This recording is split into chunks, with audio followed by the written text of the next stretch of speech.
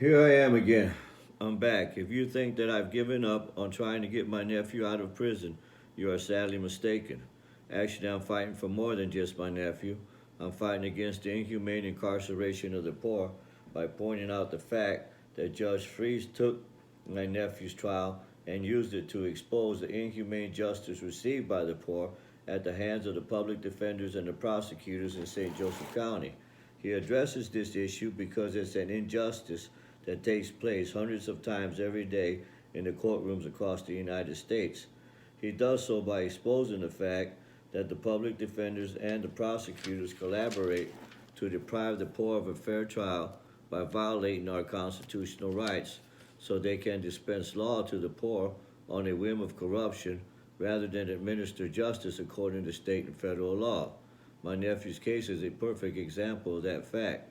The evidence that I'm going to present to you is going to prove that Chief Public Defender James Corporal, prosecutors Michael Dvorak and Ken Carter intentionally, inhumanely, and illegally incarcerated my nephew, Alexander Orta, for 66 years without presenting any evidence to prove that he committed any of the crimes that he is incarcerated for. The abuse of power is scary.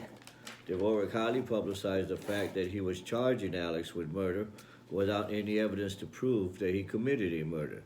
He did so because he knew that no one would question his fraudulent interpretation of Indiana law, no matter how illegal or inhumane it might be, or so he thought. Judge Freeze did more than question his interpretation.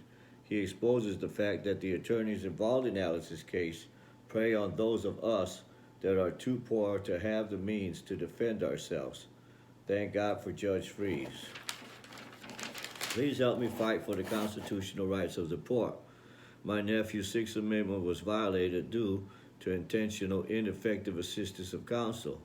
Quote Martin Luther King, an injustice anywhere is a threat to justice everywhere. Please follow me as I use Alex's trial transcript to expose the abuse of power by the attorneys involved in Alex's case.